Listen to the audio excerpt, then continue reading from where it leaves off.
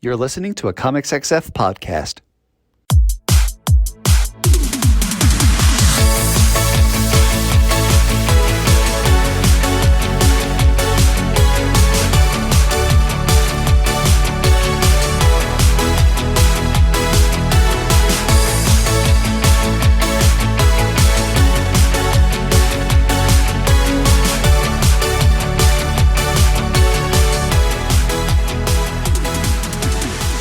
Hello and welcome to the Comics XF Interview Podcast, the show where two best friends talk about comics with the people who make them. I'm Dan Grote.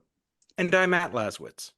And this week's guests are some of the creators involved in the new Archie Comics line publishing through Oni Press, Ben Winters, Corinna Bechko, and Patrick Horvath. Welcome.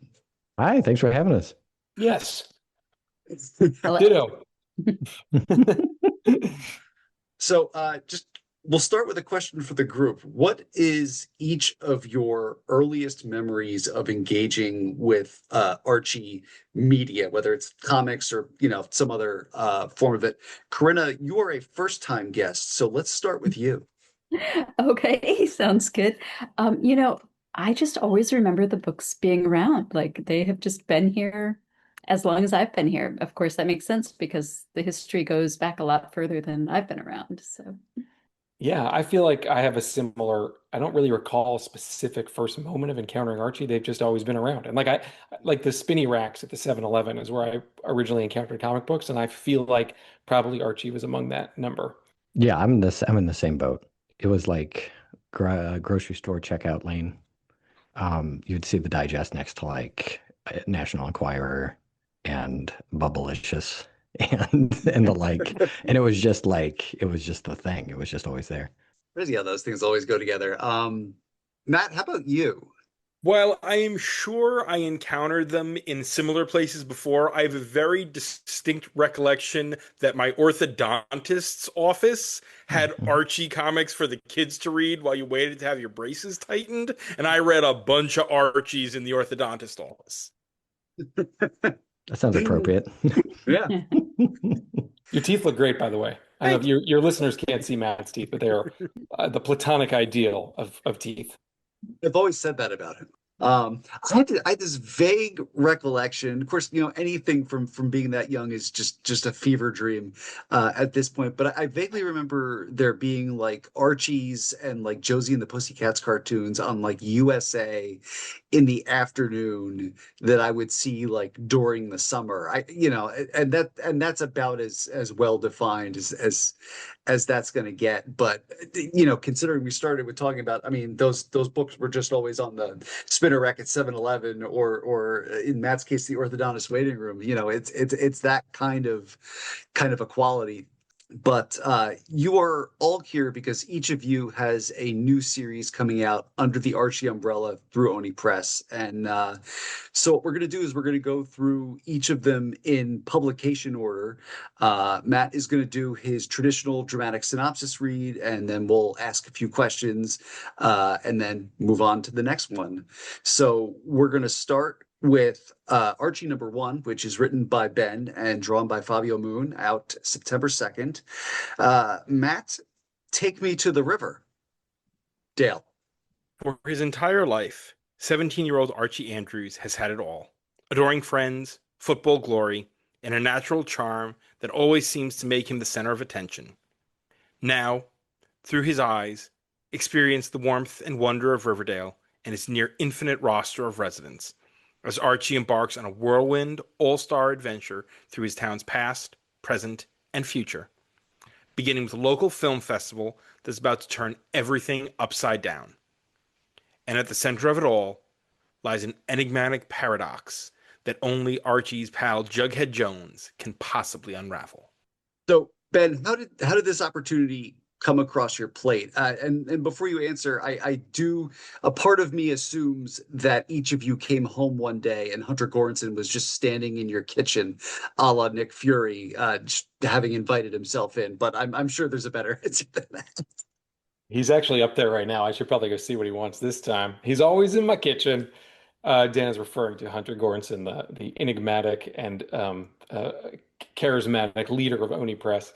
It was quite amazing. I was driving around the northeast portion of this country with my own one of my own teenagers, my 17-year-old son, looking at colleges when I got a call from Hunter, feeling me out as whether I'd be interested in picking up the Archie gig. So it was cool. It was cool, and I said yes without asking a lot of questions, just because you don't get a lot of offers like that in this life. Archie being such an iconic title, and the sort of the excitement of getting to play in this sandbox that, as Corinna said, has been around for a while and has meant a lot to a lot of people. There is something very special about that kind of opportunity. And also I got to show off for my kid. You know what I mean? There's like, oh, look at me. I'm getting some incoming work calls here. You're not the only one with an exciting life. That's the sort of envious and obnoxious tone I take with my own children. It's great. It's the business for a healthy relationship. But That's great. I was curious, the book originally had been announced with a different writer. Plans changed, things changed, obviously. But I was wondering how, coming in after Maxwell Prince changed things in terms of, turnaround time or anything like that, whether it presented an extra challenge for you. Turnaround time was pretty quick, if that's the question. I mean, I didn't. I had no. What's the word? I didn't engage with the existing material at all of whatever had been done before I was invited to participate in the project. I started from ground zero, which is just the way that I wanted it. If it was going to be my book, it's going to be my book. So it was a pretty quick process.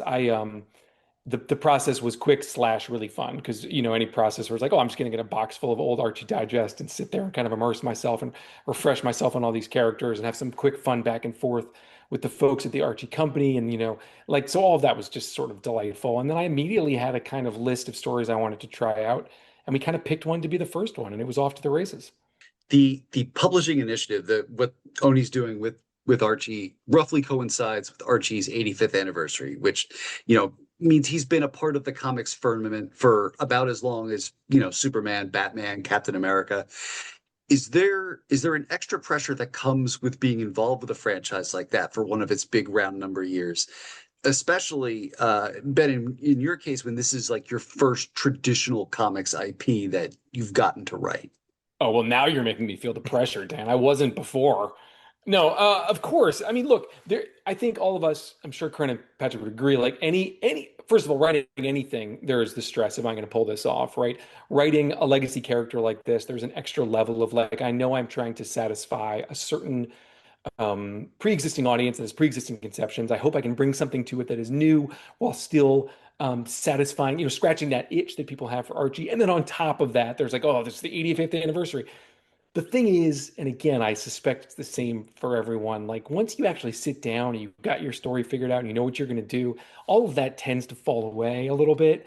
And then you're just in it and you're just trying to satisfy the page by page fun of it and like land the punchlines, get the beats right. And so you can't really worry about it too much. I'll probably get more anxious about it when the issue comes out and you're starting to get the responses from people. Then it's like, oh, okay, now that kind of floods back in. But at the same time, now I'm working on number 6 and then it'll be number 7. And it's like, you got to just, it's hard enough. It's hard enough writing. I guess there's a lot of pressure you have to kind of just tunnel through or try to ignore while you're doing it.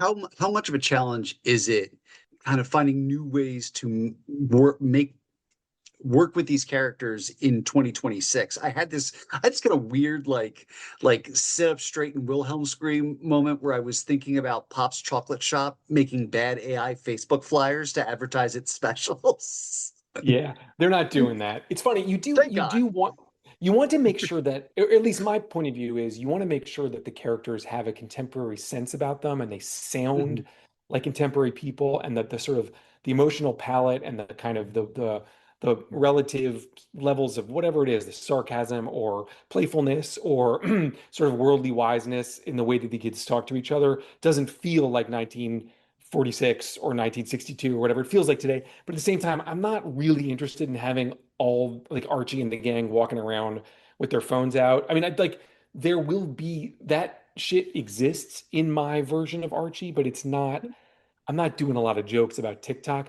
because then I think you're it's going to feel dated and also just kind of reductive. And like the core of what makes these characters interesting, the core of the relationships and stuff isn't any different now than it has been over the years. So I want to just continue and update the tradition without turning it into the kind of the 2026 show, if that makes sense. Yeah. I had read this interview fairly early on when the books were announced, and I think it was Hunter who said this, but this idea that like there was an all-star Superman watchword or mentality or ethos going into these books, which is a high bar and a lot to unpack. But I was curious whether that was something that had come up in talking about these books in the early going on your end. I can't remember if I talked specifically about All-Star Superman with Hunter. He says a lot of things, that guy. He's always saying something. No, I mean, I think that the challenge that he laid down for me really, I think was just to revitalize, I wouldn't even say revitalize, say vitalize, sort of keep alive what people love about these characters and inevitably bring my own sensibility to it. And I think that at this point, having worked with them on a bunch of stuff over the last 4 or 5 years or whatever, meaning Hunter and Sierra, the editor chief, and the other sort of folks, and Bess, who's overseeing my book, like the Oni team knows what I do and the kinds of ways I write stories and the kinds of things that I find interesting. And they're just like, just do what you do, but with Archie.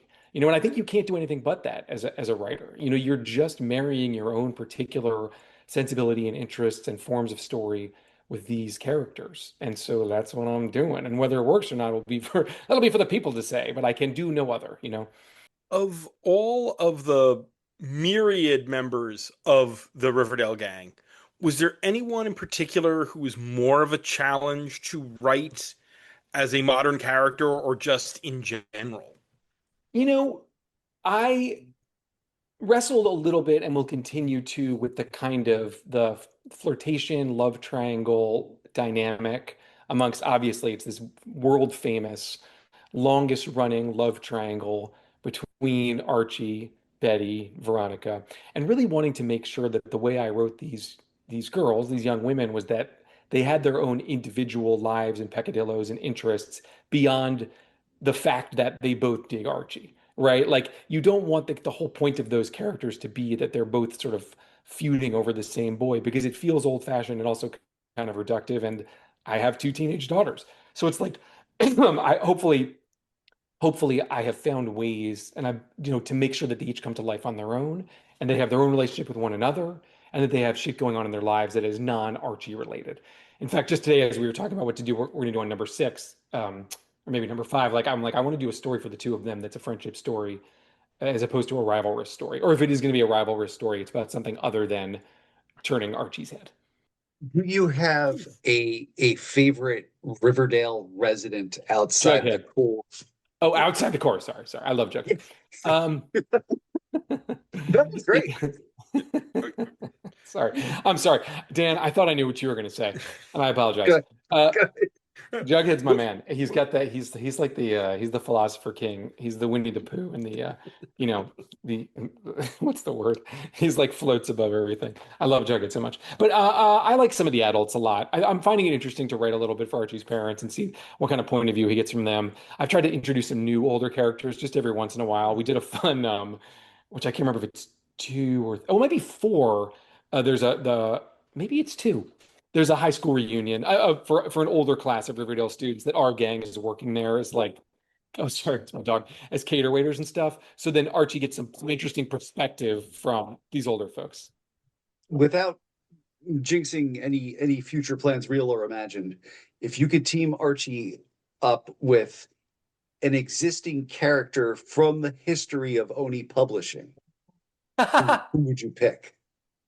So can I be super obnoxious and shout out my own 4-issue series from last year called Benjamin, which was just came out.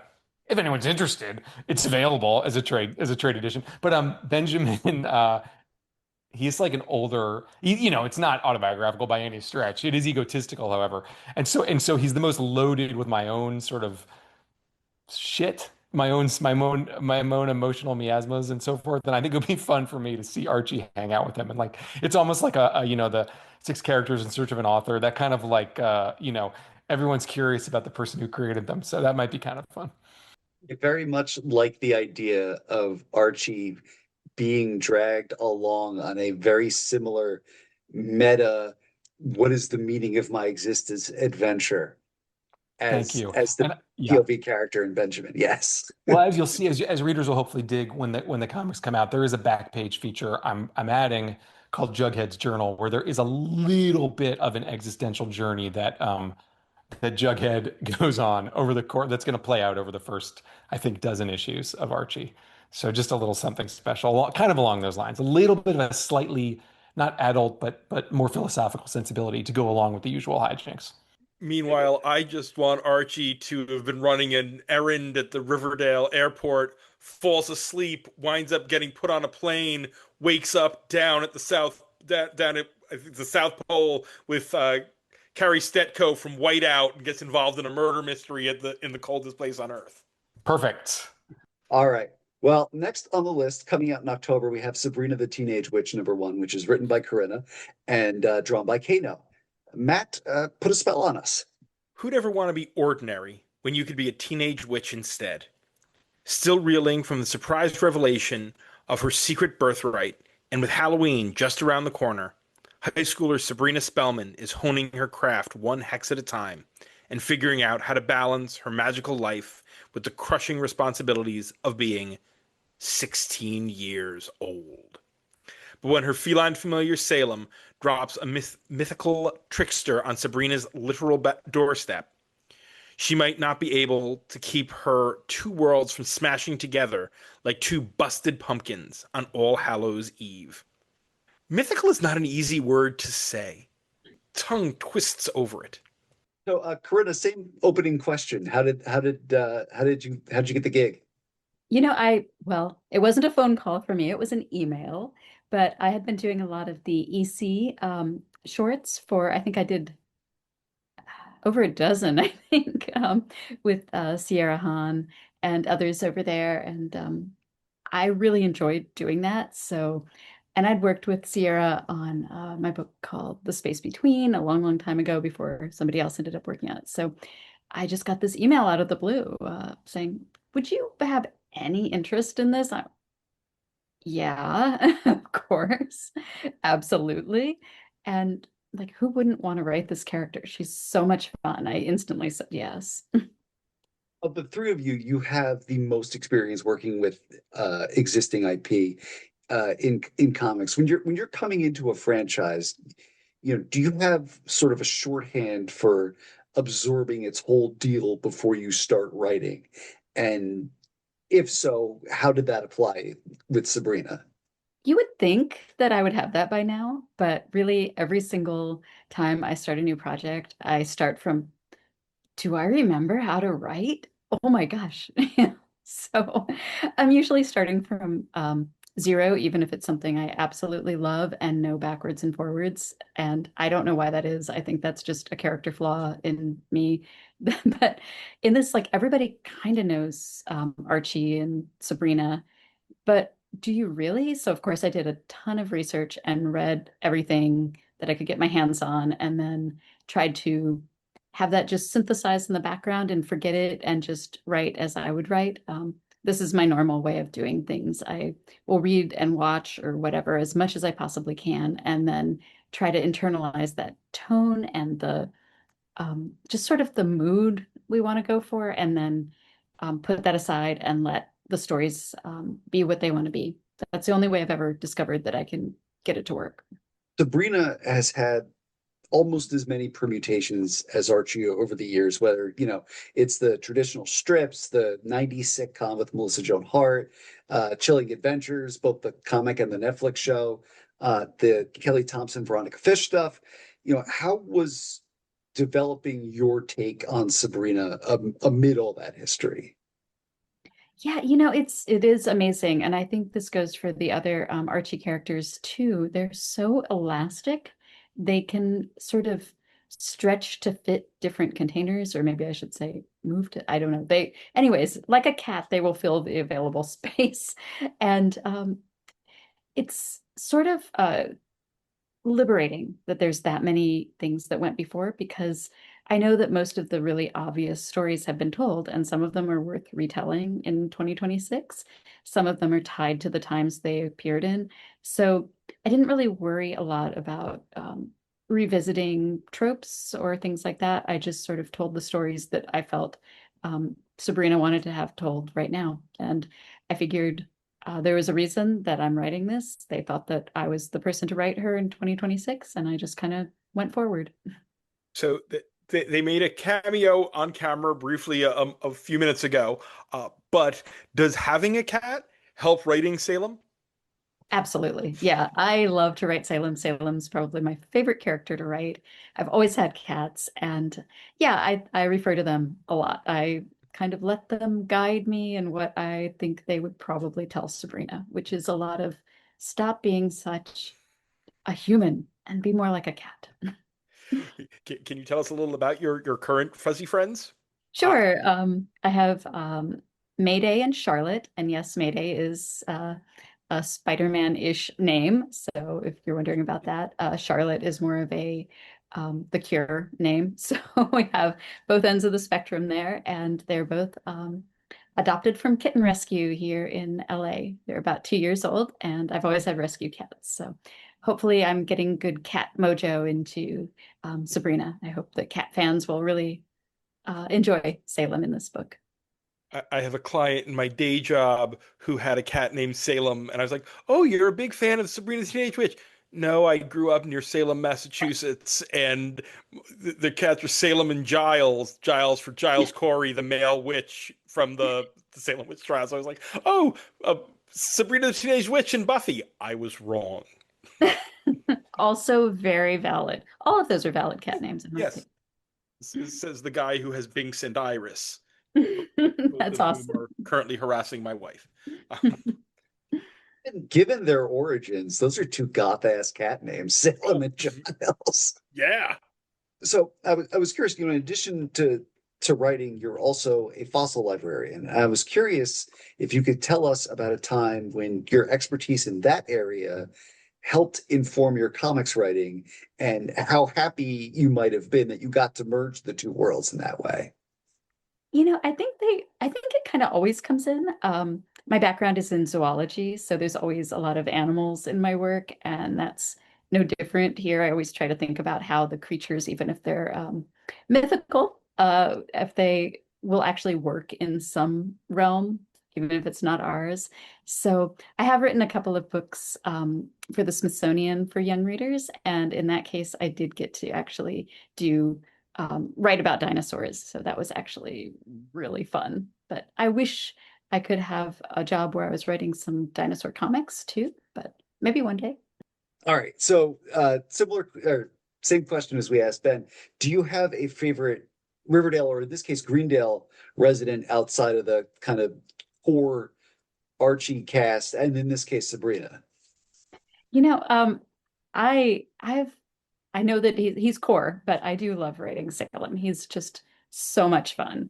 But I've also been lately working with some characters that I found in uh, some older iterations where she went into a different realm and found some folks who were truly magical, like Ida, who has a giant eyeball for a head. And I fell in love with her. And I thought she would just be in a couple of panels, but I think she's going to make some uh, a much bigger splash in the next in incoming issues.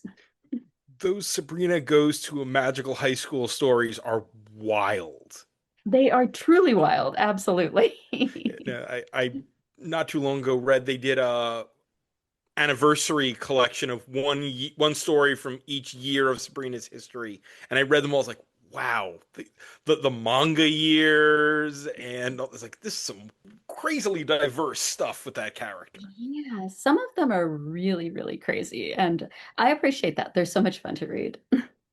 Something I was curious about, unlike the other characters we're talking about, Sabrina, how to phrase this, Sabrina exists in a world where magic is real, but she also exists in a world where she's the next town over from Riverdale, where these other characters are who don't necessarily deal with that stuff unless Sabrina comes to visit. And so, there's been stories where, and I think we're about to get to one of these, she does something magical that affects the other characters, or where she's had to hide the fact that she's magical from them. And you know, I'm not, I'm, but she's also gone to, other or, magical realms, as we've just discussed. I guess how is sort of walking that line of the rules of magic and what she can do when she's, at home with her cat and her aunts versus, when she's popping in to say hi to Archie or whatever. I think that's kind of the fun part about this character is it's sort of all teenagers writ large, right?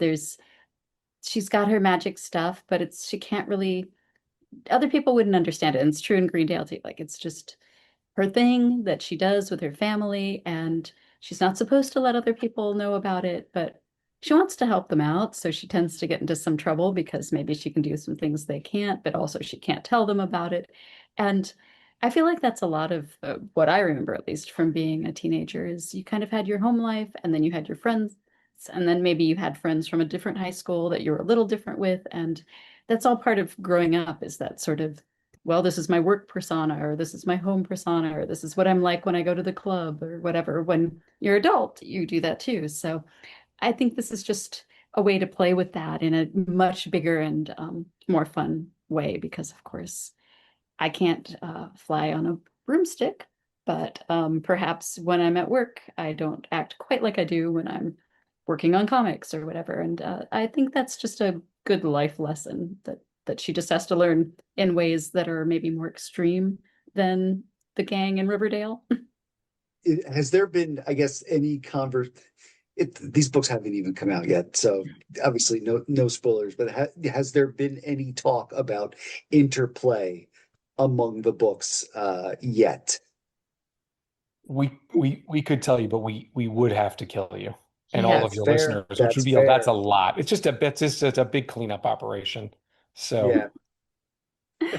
And I mean, everybody's in the same universe, but I don't think at this point nobody has to read one book to know what's happening in another book or anything like that. You can read the number ones and you'll know what's going on. But of course, I think you should read all of the number ones because they're all going to be wonderful. So that's right. And who knows what the future holds? Hunter could show up at any of our houses any second now with a new mandate, right?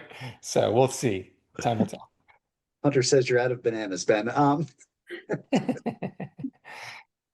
Well, all right. Let's pivot to the third book here. We have Archie in Hell #1 out November 4th by Patrick and Tyler Crook. Matt, I'll see you in hell from heaven. They say that every small town has a secret. Well, in the case of Riverdale, it's one heck of a humdinger. An ancient order of cultists has infiltrated its townspeople, bent on using human sacrifice to usher a demon lord into our mortal plane. And they finally identified the final target they need to bring a century's worth of planning to fruition. Hometown football champion and all-around good guy Archie Andrews. But this secret cabal never dreamed that actual witches walk Riverdale streets.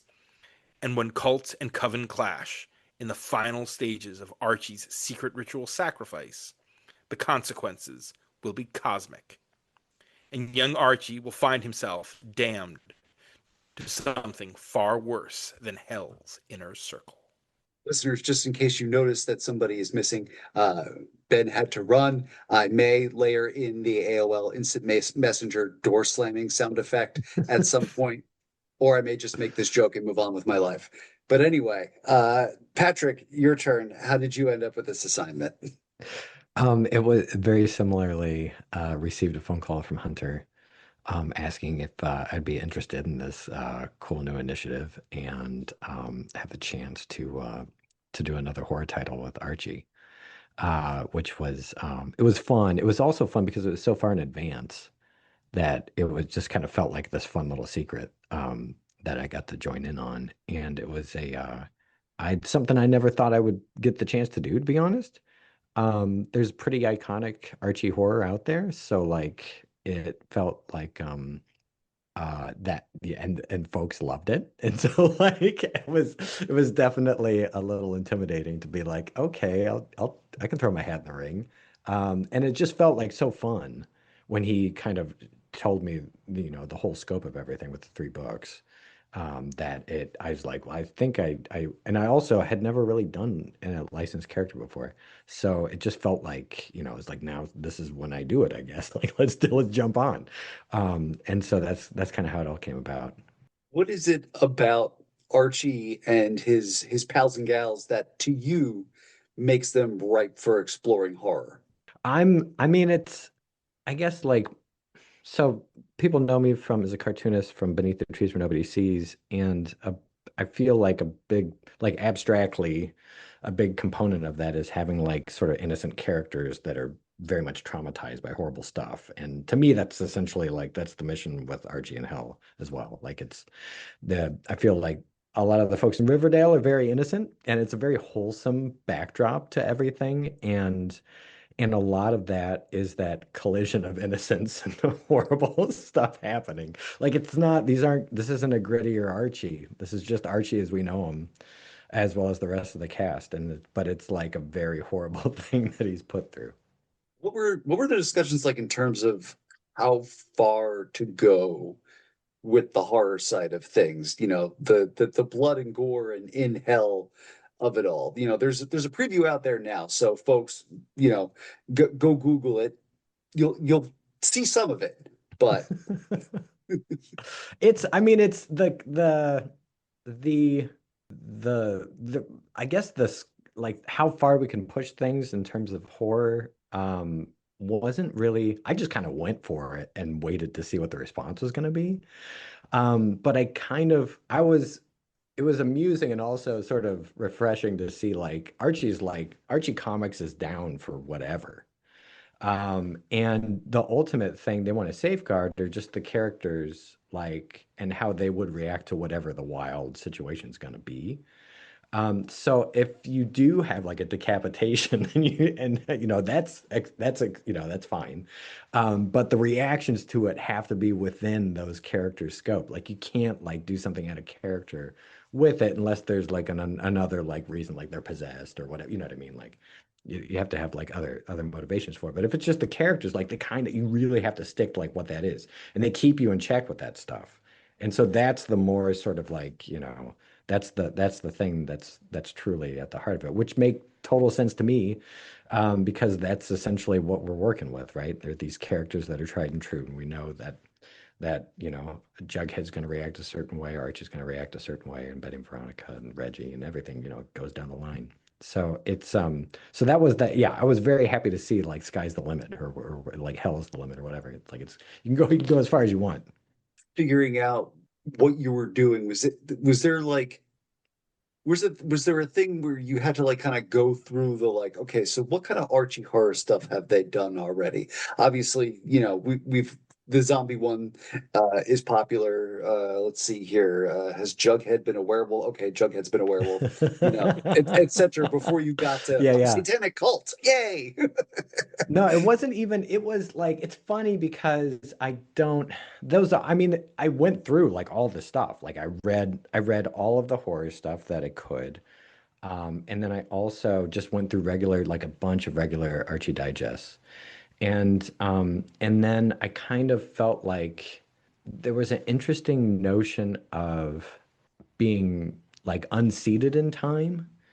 And I don't know, I honestly don't remember the genesis of like why.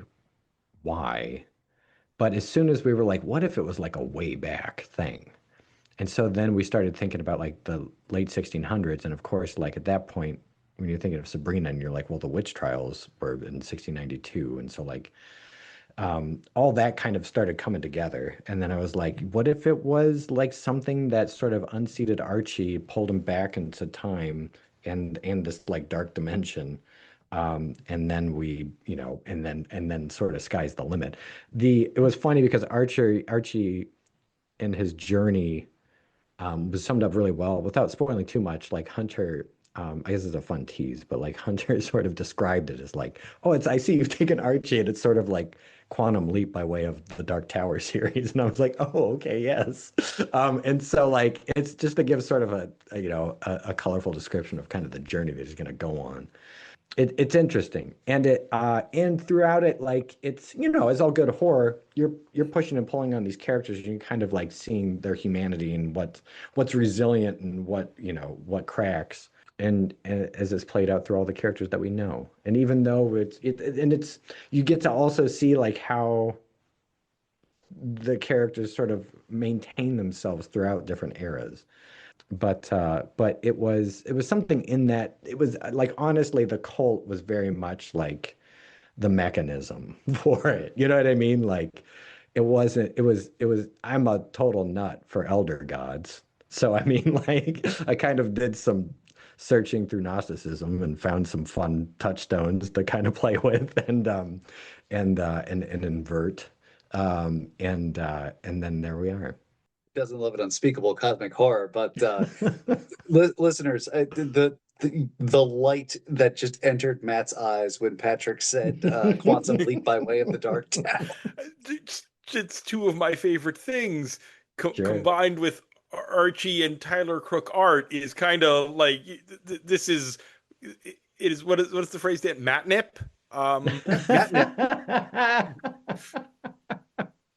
Indeed.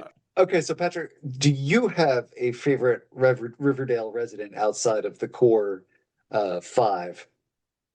I mean, like Sabrina is involved, and it's a total treat to write for.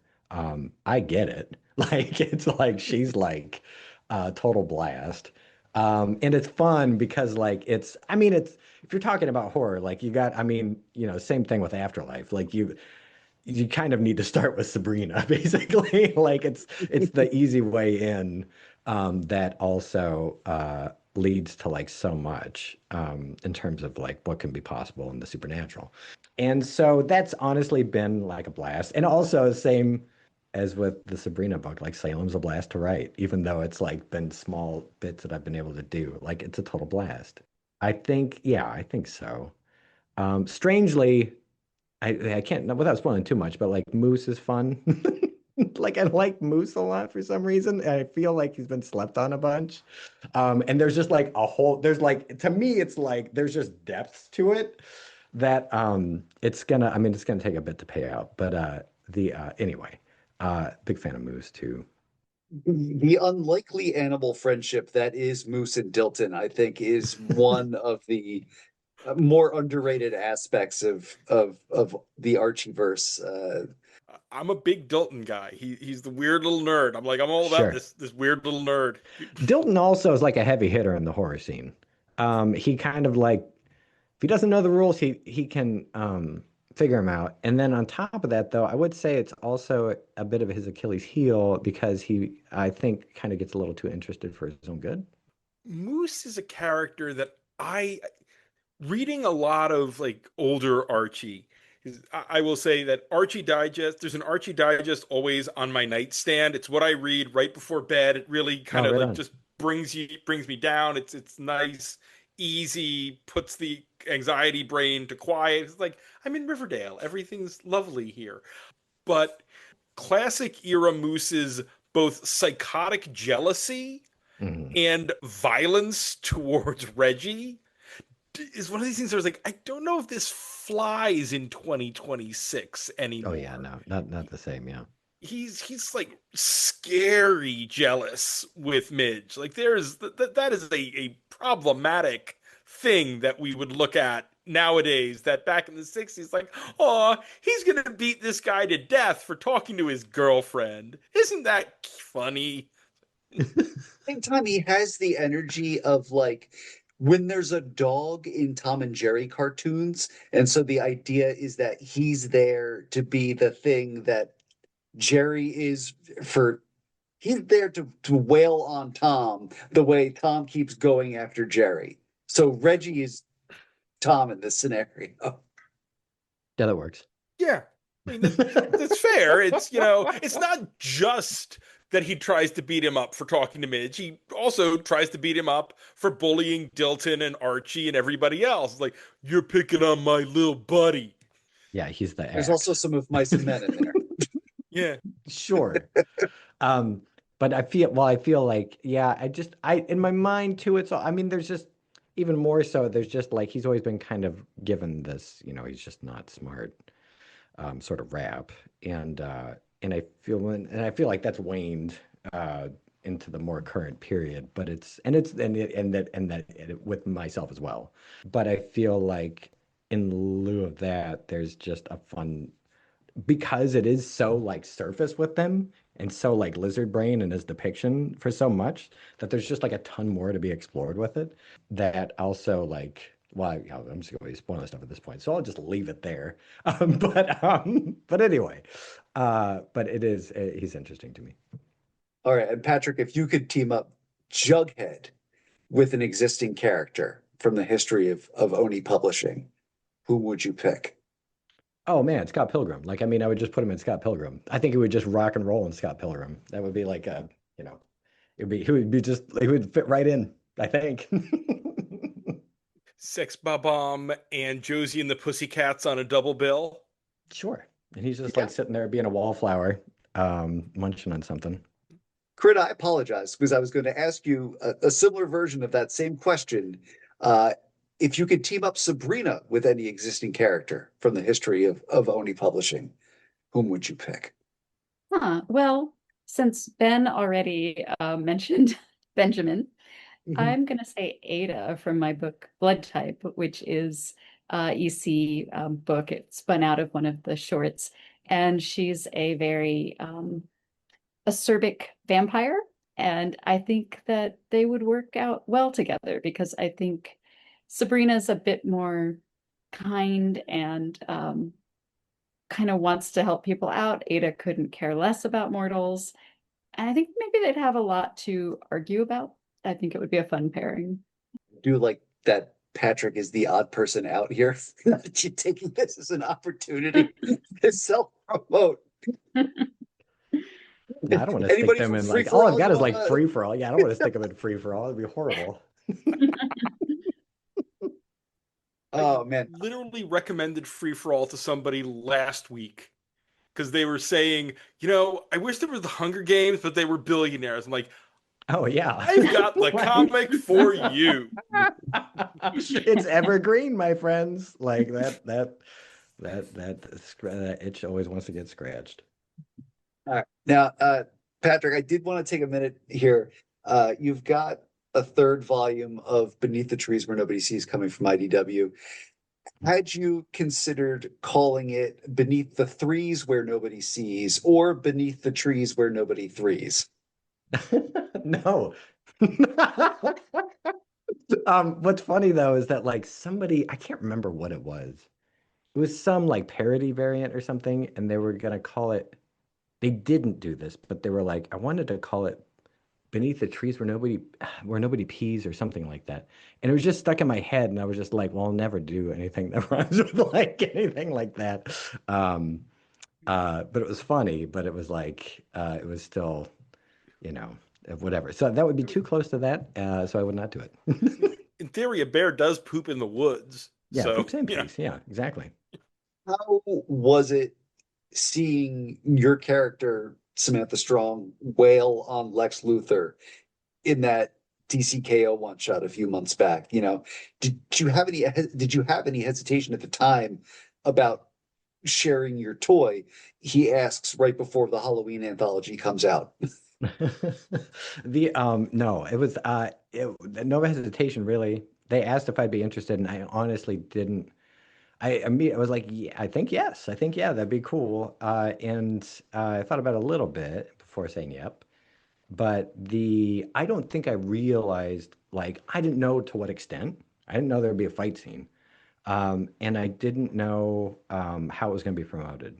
I just knew that she would be involved somehow. That was it.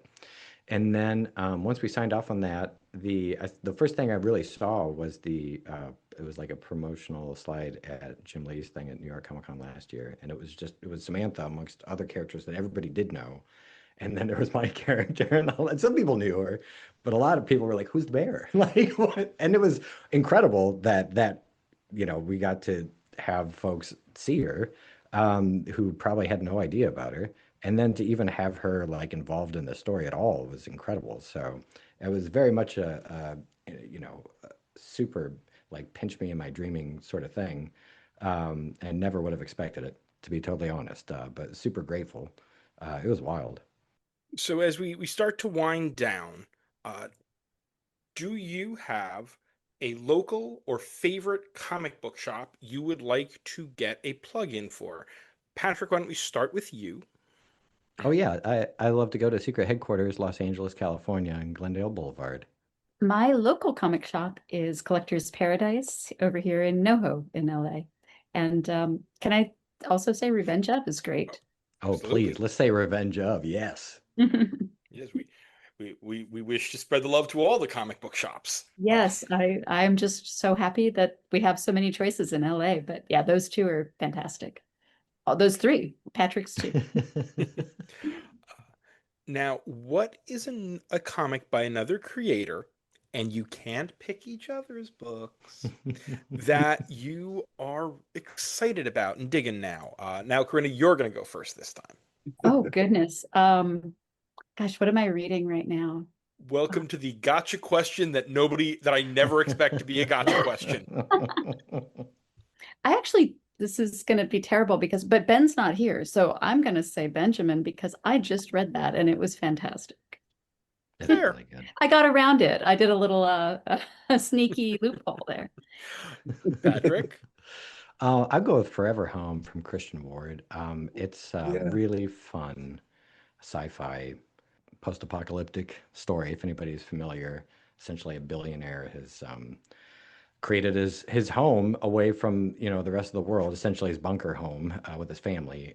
But the kicker is that like time on the outside of the home goes by like it's a year for every 20 minutes inside the home. And so pretty quickly, like, the world kind of burns itself out and starts rebuilding itself on the outside. Meanwhile, this family's been existing on the inside of this home. And of course, somebody does get outside of the home and wackiness ensues. It's pretty incredible. And I've only gotten through the first issue, but it's a total hoot.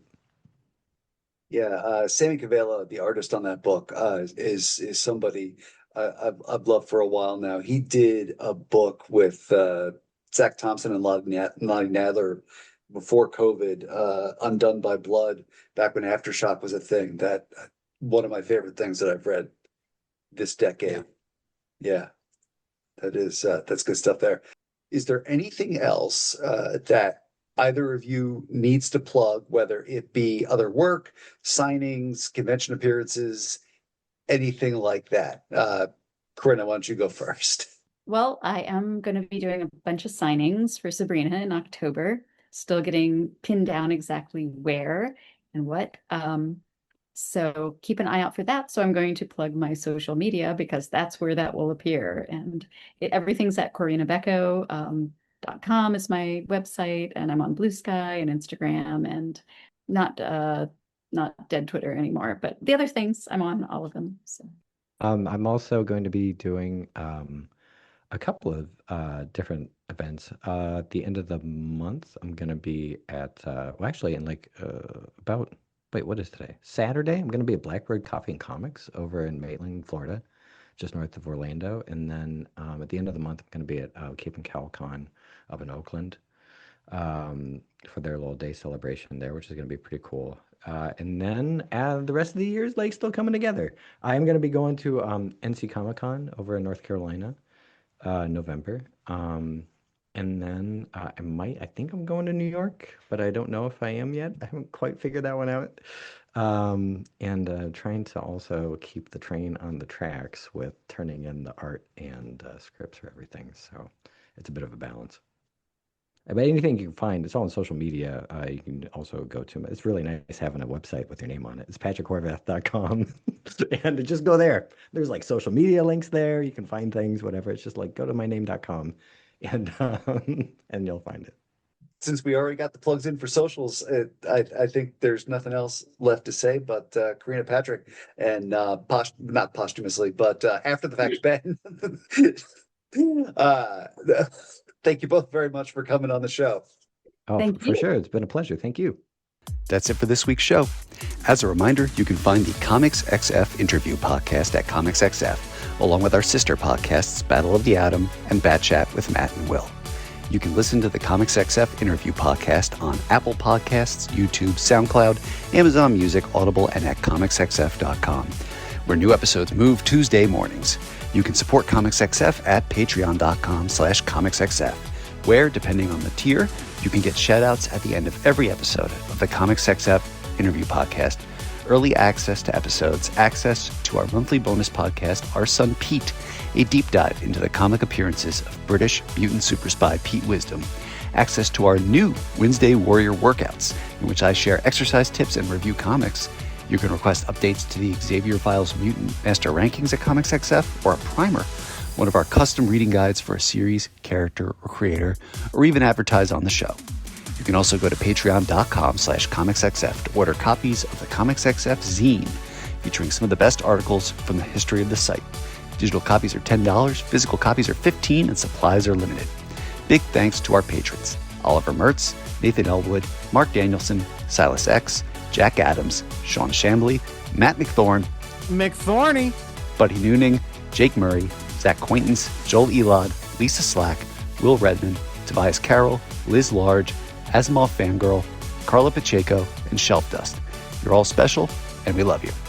You can follow Comics XF on Blue Sky, X, Threads, Facebook, and Instagram at Comics XF, me at Daniel P. Grote on Blue Sky, and Matt Lazowitz at MattLaz1013 on Blue Sky. And until next week, remember, in the 1970s, the Beast turns himself furry, experimenting on himself in a series of anthology solo stories, then tries to hide his new furry features by wearing a latex human mask and hands, essentially making him the mutant Carl Havoc.